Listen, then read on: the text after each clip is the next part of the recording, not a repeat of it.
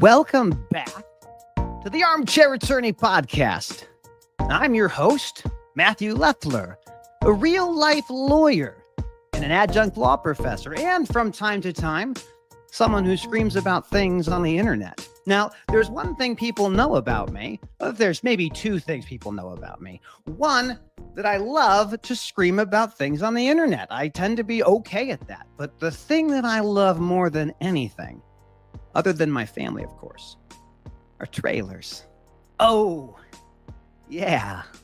We're talking about trailers. Now, you might be saying, what? What kind of trailer, Matt? Are you talking about a 53-foot van with swing doors? Maybe. How about a 28-foot pup with a roll-up? Can we talk about flatbeds? Oh, we absolutely can talk about flatbeds. What about tarps? Man, that's an interesting thing. Dump trailers, they're all over the place. I love all trailers. And what I have found as I've traveled across the United States of America is that you love trailers too. Why do you love trailers? Is it because that's the most common asset class in the movement of heavy-duty freight? If it's at your doorstep or on your shelf, chances are it came on a trailer. Now, I also count chassis and containers as trailers because they are, in fact, trailing equipment. It's what's inside that box. All the tracking, all the visibility. It's all a proxy for what's inside that beautiful box. That drive van, maybe composite panels, maybe sheet and post. I don't know. You're running FRPs? No, we're not running FRPs.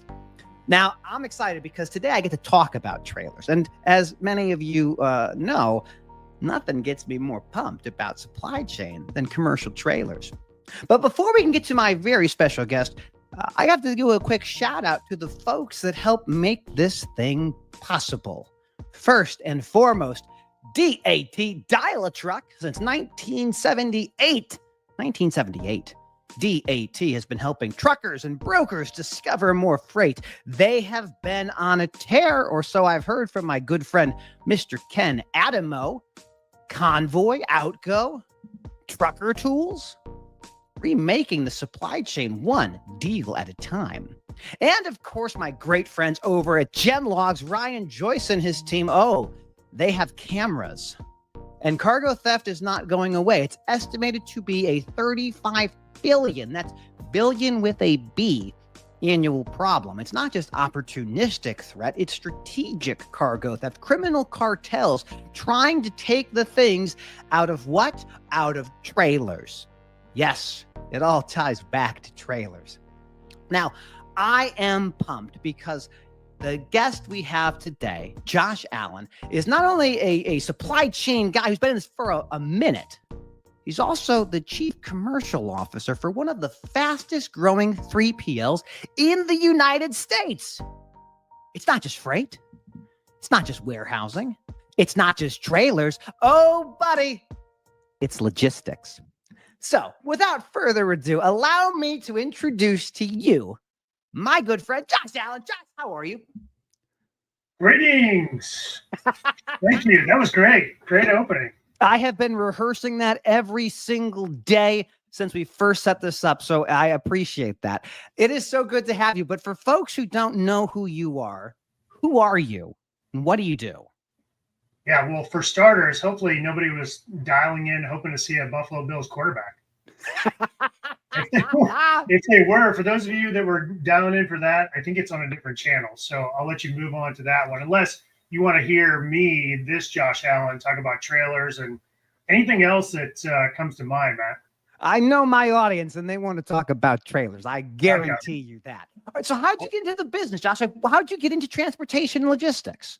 Yeah, fair enough. Good question. So you can think about my background now as a business builder in this business, in transportation, logistics, supply chain now for about 25 years. And, really the first half of it was spent with smaller family-owned businesses. I mean, very, very humble beginnings, little closets in the northwest suburbs of Chicagoland to Salt Lake City and Louisville, Kentucky, and those sorts of things. So the first half of my career, started with smaller companies and building them to scale and subsequently selling to larger companies. And then the second half I got the opportunity or had the opportunity to spend with larger companies and learned a lot of different things, different perspectives on building business in this space. And then for about 3.5 years, I helped build a tech company in the Valley, focused on selling industrial products online and then using technology to facilitate international trade and manage transportation through technology. So that was fabulous. And then I'm very, very, very fortunate for the last 2 years to call ITS Logistics my home. And in my role today as Chief Commercial Officer, I have all the focus and responsibility on customers, customer intimacy. I dabble a little bit in strategic procurement and our direction there, but really powering the organization through the lens of customer growth out into the years to come. Now, just for the folks who are listening to this, as we kind of talk about ITS Logistics, this is a billion-dollar enterprise. Over 3 million, is it close to 4 million square feet of warehouse space and 5,000 commercial trailers. Am I wrong? Is that accurate? Yeah, that's accurate. That's the framework. The 4 million square feet of warehouse is spread across 3 markets. So I think that's important to know. So you've got Reno, Dallas-Fort Worth, as well as Indianapolis. And then our drop fleet is going to power through the end of Q4, well north of 5,000 in terms of numbers. But that also doesn't count our carrier partners that contribute their assets into the mix and that also flow into our TMS and our asset management system that makes this really, really, really robust. Now, how many trailers, if you were to say with your carrier partners, how many trailers do you have access to or have visibility to?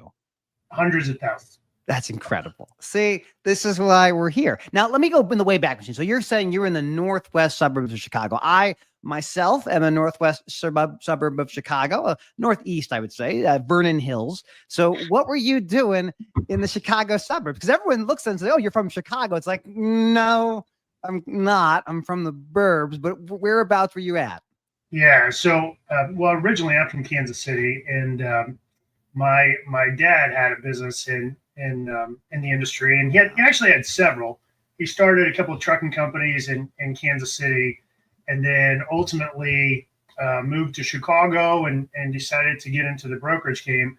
And so in my mid-20s, I was trying to figure out where I was going in life. And so just conversation while I was traveling around as a sales guy in a different industry.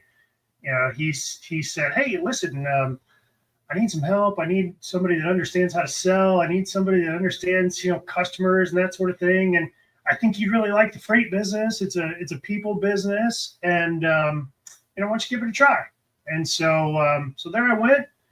I think I was 25, maybe 26, and started in this business in Lake Zurich, Illinois. All right. And, again, very humble beginnings. I think there was 5 of us in this teeny tiny little office, and I think I started at the first page of the Illinois Manufacturer's Guide, calling people and asking for freight. So very humble beginning. What I love about that, Josh, is that so many people that I talked to got in this business not because they just kind of stumbled upon it, but because they had family that did it. They had family that were in this. And that's my father's a roadway guy back in the 70s, started his own company in the 90s. And when we say reputation and it's a relationship business, there's no better way to learn that than working with your family, because you can be anything you want publicly, but they know who you are and they know the morals they want to leave you with. So working with your dad, like, what was that like? Did you get yelled at like I did, or was it a good experience? Did you learn a lot? We learned a lot. Holy smokes. Over the course of 8 or 9 years, you learn all kinds of things. You learn how to manage relationships, as a father and son, as an employee, employer, how to manage conflict in the middle, how to manage success. Nobody talks about that. When everybody's successful, well, how much of the splendor goes to dad and how much goes to son and how much goes to the rest of the company? When do you put funds back into the business? What's it going to be long term? I have my opinion. He has his. Others have theirs. So managing all of those complexities, and for all of you people out there that are in the family business, you know exactly what I'm talking about. I think one of the things, lessons I most appreciate with my father was learning just how important it was to keep your promises. It's a one thing. Like, you in this industry, you could have a bad day and you can recover. It's how you step up after you failed, but it's keeping your promise. And that's a reputational thing that I will never forget from the chances working with my father. So, but the chance I got to escape, I was like, oh, okay, we're doing something different now. We sold his business in 2018. He got to retire, did a phenomenal exit, and then I got to go into the industry. So what was your transition like? So how, you said you got into like the big business. I saw you worked with a little startup called XPO. What was that all about? Oh, those guys? Yeah. This mom and pop operation. Yeah. So similar. My dad and his company moved towards an exit, and he and the company went one way, and I decided, I think I'd like to try something else and look at something different. And so I ended up moving to Louisville, Kentucky, and starting a business for actually an energy brokerage of all things. Interesting. And it was a transportation business, but it was an opportunity that they saw years ago. This is back in 2010, years ago, to drive freight into, wait for it, a marketplace. Oh, I've heard of marketplaces. There's a couple of them now, I heard. I think our friends at Highway have one now. Yeah, how in vogue, right? Only 15 years ago, and they were a little bit ahead of their time. But anyway, the long and short of it is that the business that I helped to build in Louisville, Kentucky, ultimately got sold twice. And the second time to XPO, before the spinoffs and all the different things that have taken shape with that organization. And so I had the opportunity to join that company, in the early acquisition days, so 2013. And so I was there for several more acquisitions down the road and got to learn tons. Very, very, very thankful for my time and grateful for the opportunities I had there, because I got to learn pretty much every mode. I get to learn all about different revenue management techniques, capabilities, the power that it has inside building a business. I could go on for days of things that I learned there in that leadership, but it was fantastic. Interesting. I used to kid around that I felt like Kevin Costner and Bull Durham, and that I was doing pretty good as Crash Davis hitting dingers in the minor leagues, and then holy smokes, I joined XPO and it was all of a sudden the big leagues, and we're off and doing huge things, and so it was phenomenal. Well, you got to see the side of like the small mom and pop family operation. You had to see one of the best operators and best consolidation and roll-ups we'd ever seen in the industry. Yeah. At what point in your career did you realize, like, oh, I can't get out of this industry? Or do you still think like, oh, there's a way I can do something different? I don't have to be in the supply chain. Well, I think, as the speed picked up at XPO for me, and I saw, the opportunity to scale, the sophistication, the nuances of building bigger businesses, I was smitten. It was absolute intrigue for me every day of how do you bring all these pieces to fruition, and then at that organization, part of the cross-selling strategies and the combination of those business units and how those pieces fit together, and then further how the culture from the acquisitions fit together. It was so stimulating for me. And so at that point, I'm sure that applies in other industries, but in a craft that I knew at that point very well, I felt pretty confident that I was going to continue this journey for the rest of my career. And here I am now. I did have a 3.5-year stint that was mildly outside. It certainly was outside because I did not learn about selling solar construction material at XPO. I can interesting. that I did learn that while trying to build a tech company in the Valley. So, but I actually came back. Yeah, that's right. And this is where home is. So happy to be back, and happy to be with ITS. What I find really fascinating about what you kind of outlined, what you learned with the time at XPO, and I've heard this from other folks who were part of that growth phase of that incredible rocket ship, was the ability to cross-sell. It's about listening to a customer and understanding what other problems you can solve for them, because you've already been on board as a provider for them. So maybe there's opportunities to do other things, so that the story of growth isn't always let's do the same thing for more people. Sometimes it's about let's do more for the people we really like working with. And as you kind of outlined ITS in the beginning, this is a company that is doing a lot for customers, supporting drop trailers, supporting warehousing. So is that what drew you to ITS? Like, what was the story that was like, I know how I can help grow this company, and I know the value they deliver for their customers today and what they should get in the next, few years or so? Yeah. Well, super great question, and I have multiple answers for you. Let's do it. I'm ready. So first of all, if I don't think you've not been to the office, have you? I know no one's invited me yet. I'll Well, ping Patrick. Maybe he'll. I've heard great things about Reno, though. well, today's the day. You please come visit us in Reno, Nevada at headquarters. And the reason why I say it that way is you can have conversations with me. You can have conversations with other leaders in the organization.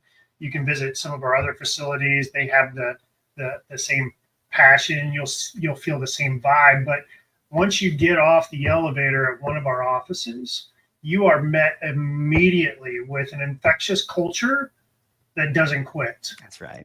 And it goes on in several different vectors. But if you like competitive people that are willing to put their careers and livelihoods in other people's hands and build the trust that together that they'll go places.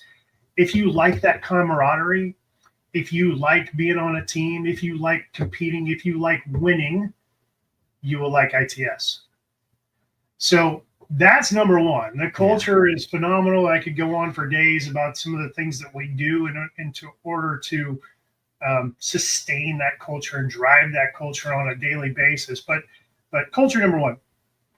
The second thing is along kind of adjacent to the culture is the people.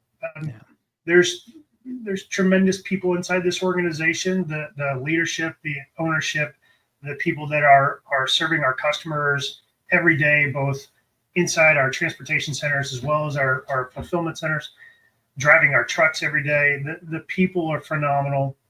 They're all committed. They all drive our business the same way day in and day out. So it's fantastic. But then beyond that, Matt, if you think about the timing, so this is December.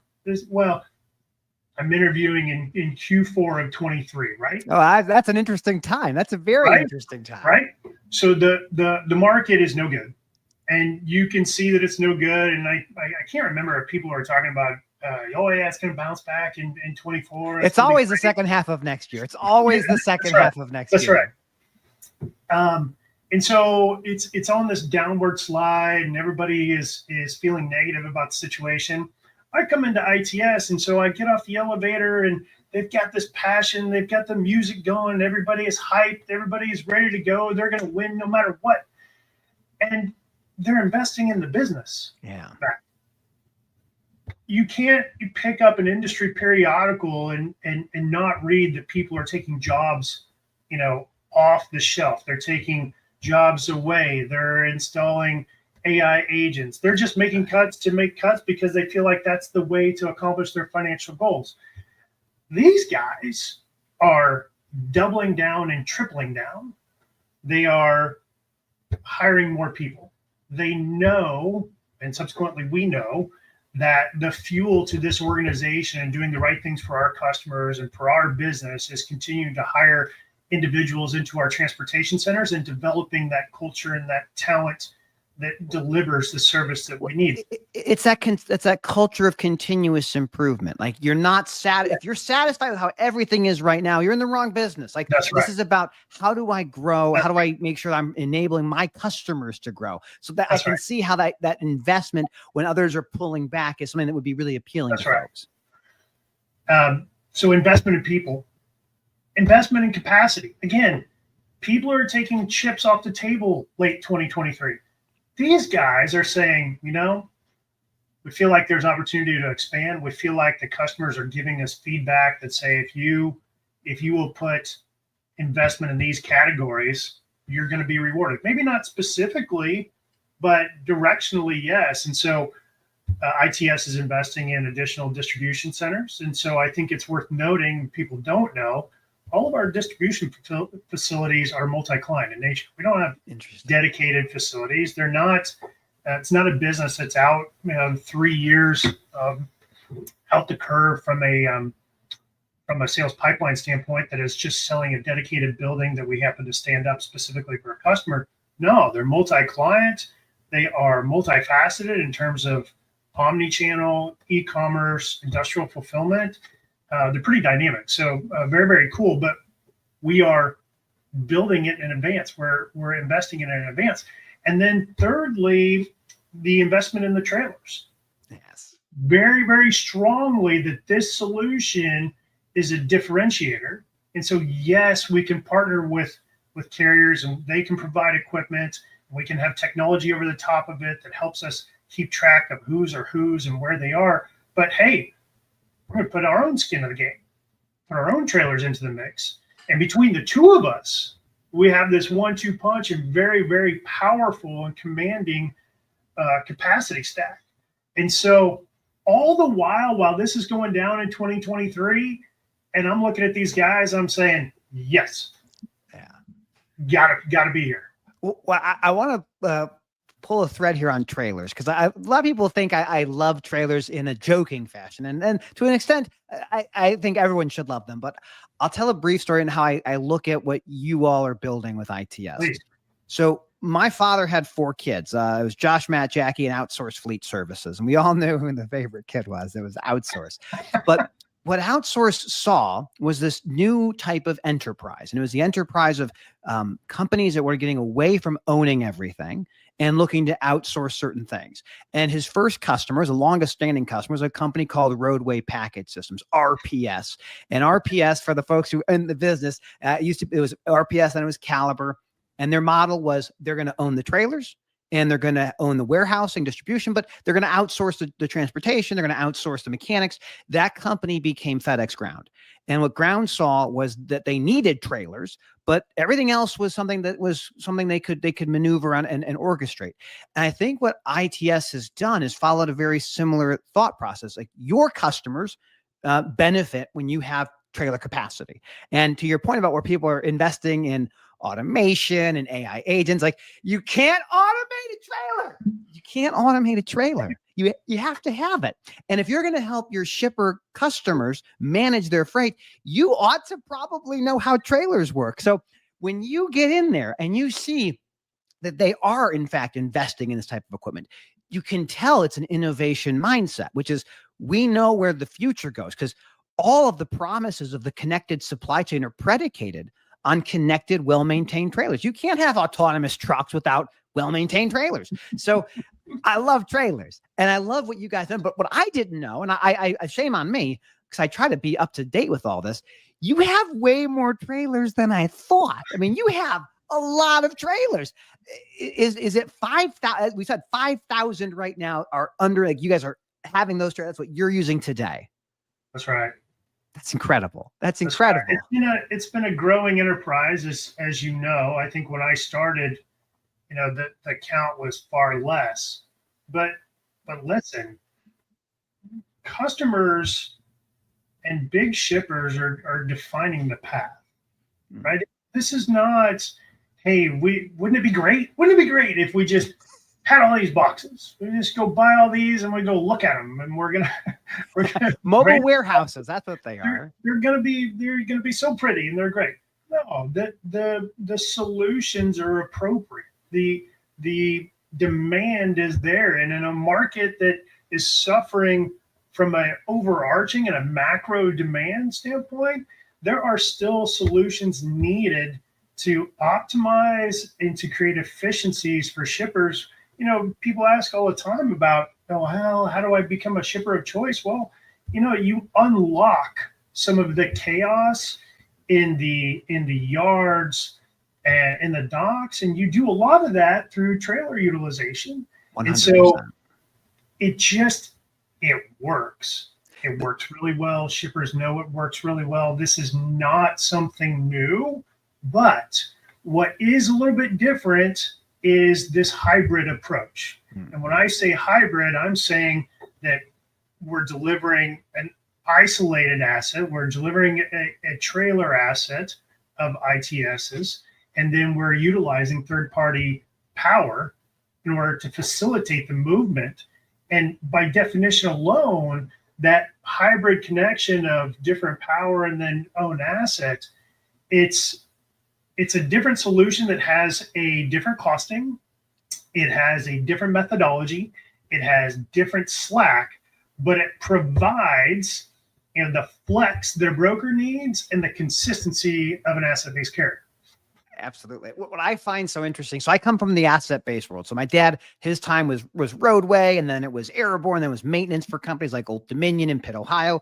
And the most efficient way for anyone to move freight when it comes to trucking is drop and hook. Like the idea that you could be a driver, you could show up, you could get your trailer, and you can leave. And for a lot of motor carriers, that's not something they get to do. That a lot of it, like this live load, where they're sitting there with the trailer, having this whole thing happen. And if you're trying to drive a sustainable supply chain, everything has to be incentivized towards drop and hook. And so what you've built, this hybrid capacity, is the ability to help the shipper, for one, and get things moving, but ultimately make it easier for the motor carrier. Because that's another part of the stakeholder. They have to like working with you. And it seems, as far as I can tell, that they enjoy working with you and your team.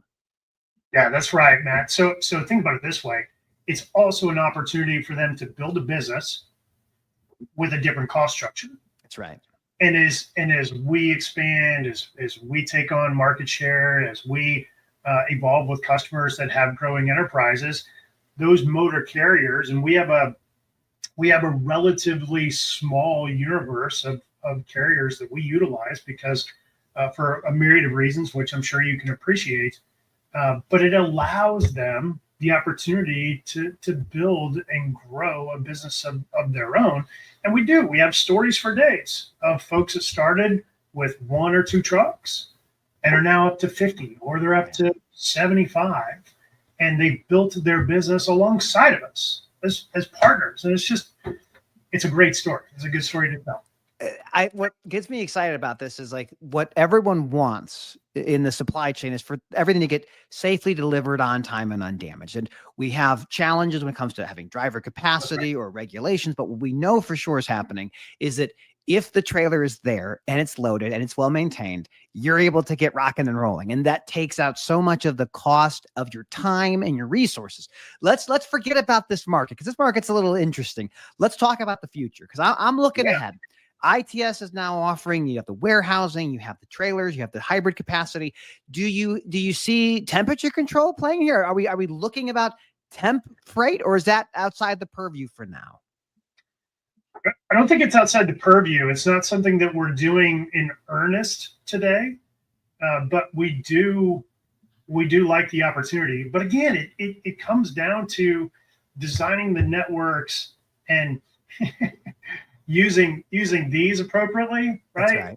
Listening to what our customers are trying to accomplish, and then how it fits, and then how we might be able to solve it over the years. Especially part of our growth and success is the engineering and the solutioning behind the networks and within the networks, whether they are specific to customers or whether they're specific to industries, and then ultimately end up being kind of a shared environment by way of industry vertical. That works. The density works. If we're to get into refrigerated, it absolutely is the same solution. Designing it, a little bit more complexity, but I don't see any reason why we wouldn't. When I look at this is what you talk about is network balance. And if from the asset carrier guys, like the LTL folks, like, and the XPO folks, like they know immediately what you're talking about. Oh yes, the network has to be balanced. They can't all have the trailers in Florida. They have to be everywhere because they can't just be there. And it's one of those things where as other companies enter the space and get access to trailer capacity, they don't know these lessons, and they're going to learn these lessons over time, because anyone can lease trailers and they can buy trailers. They can do all sorts of things with them. Maintaining them and balancing them is a challenge unto itself. Do you foresee maybe something innovative like a temperature control flatbed? Do you think we can get to that place, or is that not going to be in the wheelhouse? Because I think that's a great opportunity for really true differentiation. I'm going to leave that one in the innovation bucket on your side of the fence. You said something interesting there that I think is very telling, and it's this notion of, well, anybody can go out and buy trailers. Anybody can go out and lease trailers. 100% true. What are you going to do with them? Are you going to operate them? How are you going to modulate them within your TMS? Are you going to share them with customers? Are you going to cut them across your entire network? Are you going to have a team that is dedicated just to moving those trailers? How are you going to do it? And then further, they're not free. Absolutely. Oh, absolutely. They're not free. So how are you going to pay for them? And here is the complexity, and here is, I think, some of the magic, what this leadership has pulled off in this endeavor, and that, we understand the window and where it works. We understand the ideal customer profile, sure, but we understand also the geographies. We understand the touches, the length of haul. We understand the slack. And to your point, like, we didn't know it overnight. That's right. We had to learn it. But then this all ties back to the culture, right? If you do not have a culture that embraces the challenge, that faces the storm head on, that partners with each other across the organization, up, down, and sideways, you won't pull it off, because the drag on the cost is too hard and it's too difficult to make money at. I mean, the asset-based carriers would tell you that. Absolutely.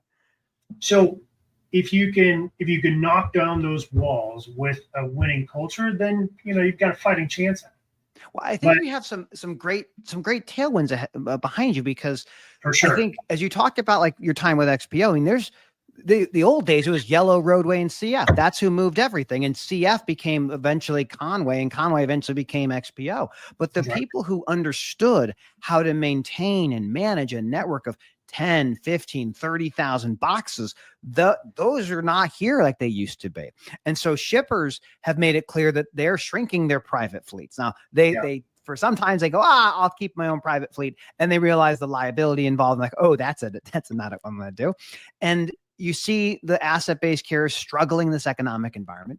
But for you guys, you have found a way to hit the right tone where you have the ability to manage a vast network of trailers, deliver incredible value, and still be able to grow and scale that business. Because you're not done yet, are you? I mean, we're talking 5 now. What do you see in 2 years? In 3 years? How many trailers are we talking? No, I guess it depends on who's listening. But let's just say, we'll say that we are 1,000% bullish on the opportunity, the service offering, and what we've done in the past as being a precursor to the future. There's really no slowing it down, because it works, right? And if it works, don't fix it. Are you thinking about autonomous trucks the way that I am? Like, they in the news every couple weeks, every couple months, there's something new about this. What are you thinking about the Kodiaks, the Auroras? Are they folks that, like, they're friendly with what you do? Because you have the trailers, obviously. Well, how do you view the robots? I think it's a handshake. I'll be honest with you, man. I'm not focused on it right now. Okay. I do read about it, and I'm a whiz bang type of guy. I like technology. I like things. Obviously, I tried a startup. Absolutely. That's why you're the perfect person to kind of say, Yeah. okay, my feeling is, oh, go ahead. I think it works. I think the solution works. I think when you start to consider these notions of, you know, infrastructure as a service, if you look at some of the pooling stations, if you can see that, and I can see some of that coming. We know that people are working on it. We know there's some very, very smart and talented people that are working in those spaces. We know it makes sense.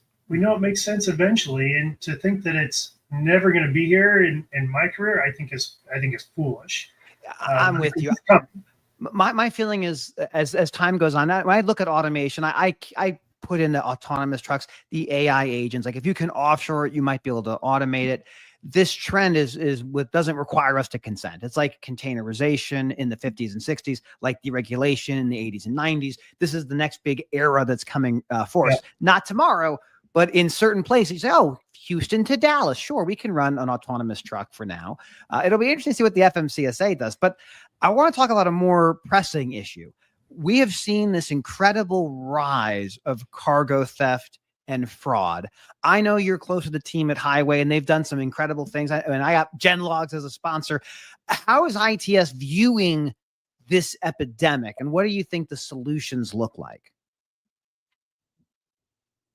Well, the first thing is, yes, we absolutely acknowledge that it's a problem. If you look at the statistics, you know that you can argue that, you know, there's been some plateaus, but bottom line is it's a problem, and it's a problem for our industry. And I think that every time that I talk about this, you know, I challenge my peers in our community to band together, because I think that's the only way that we get to. It needs collaboration, absolutely. Yes, one-offs. It's too much. This industry is too fragmented for one-offs to be able to tackle it. So I believe that we need cooperation across peer groups and that sort of thing. But, you know, we certainly invest. We certainly invest in the technologies. Certainly with Highway and with Genlogs, and we built a formidable tech stack, and that helps us in the vetting process of carriers. But then it doesn't stop there. Like if you're relying completely on the whiz bang and the techs to solidify your carrier partnerships, you're missing out, or it's just a matter of time. If you do enough loads, that something's going to go awry. But our training that we have for individuals that are on our teams and our desks, and the things that they have to go through in order to understand assigning one of our loads to a carrier, it's mind-blowing to me compared to when I started in this business, you know, 25 years ago. Absolutely. Absolutely. But it's absolutely required. I think that, you know, I think the further rigor that is coming, drilling all the way down into driver identities and that sort of thing, and those details, it's crazy to me to think that that's where we're heading, but 100% that's where we're heading.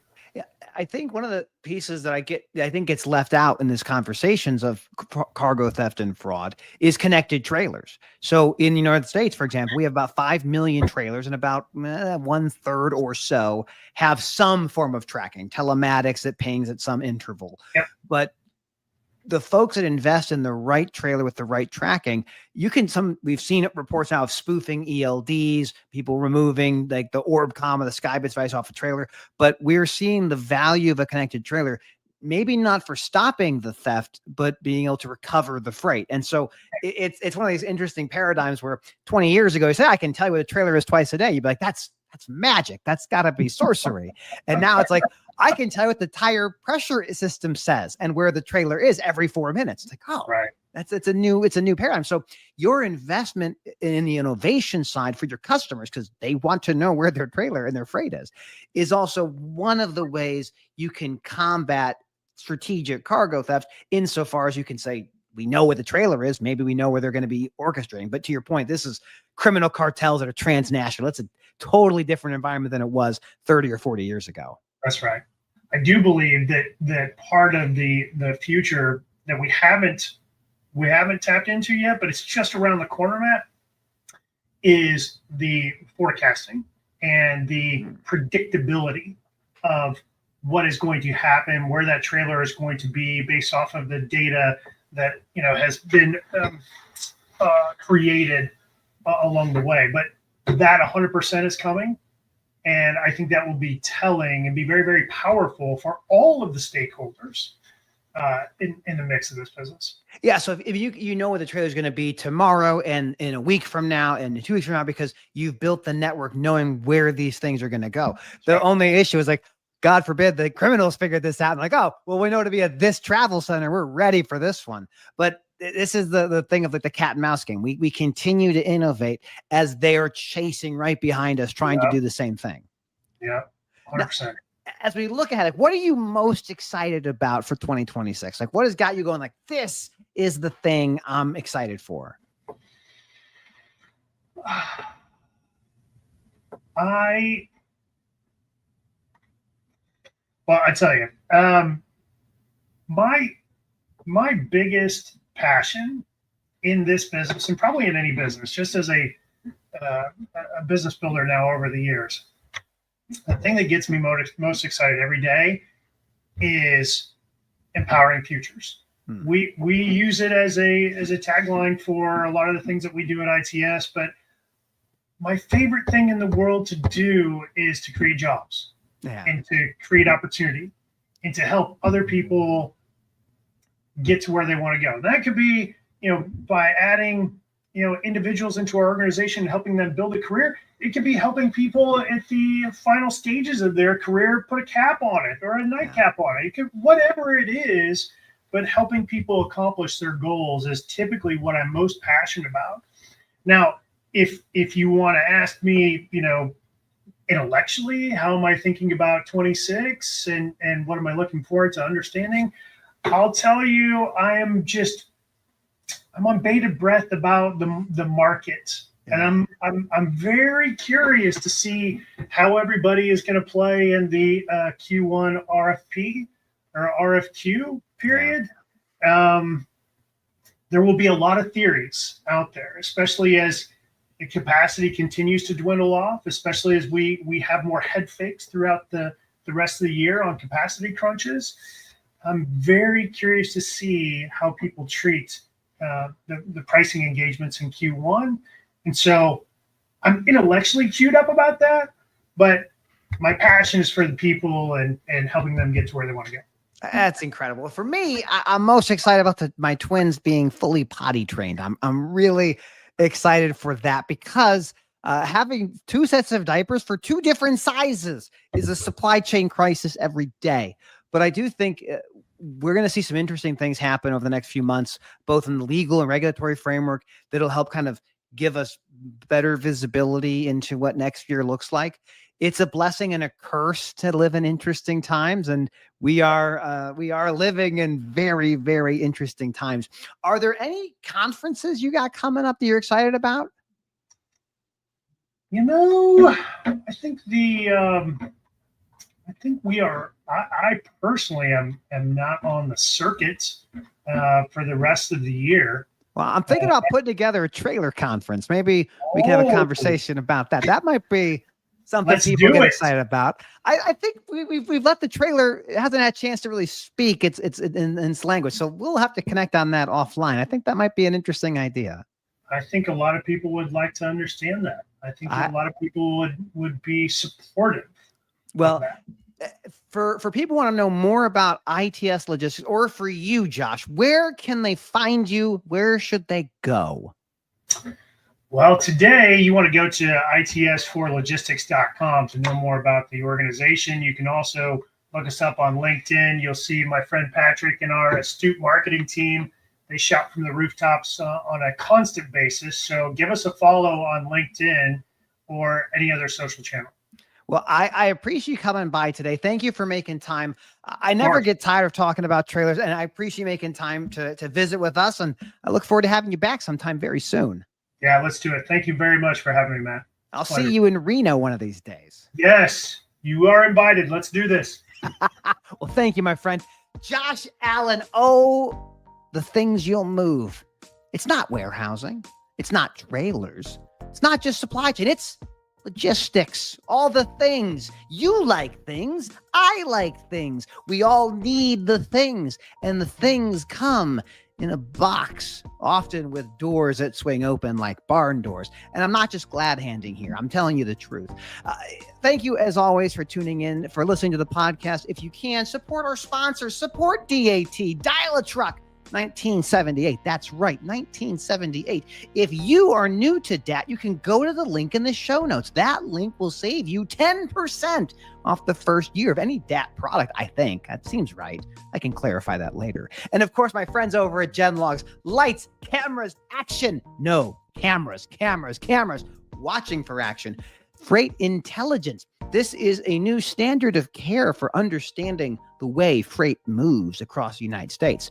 If you don't know about Genlogs, go to the link in the show notes, click the button, watch a demo. You will be mesmerized. Until then, I will see you at some point in the near future. I'm sure of it. Thank you, as always, for tuning in. Have a terrific day and happy Halloween. Quote the Raven, nevermore.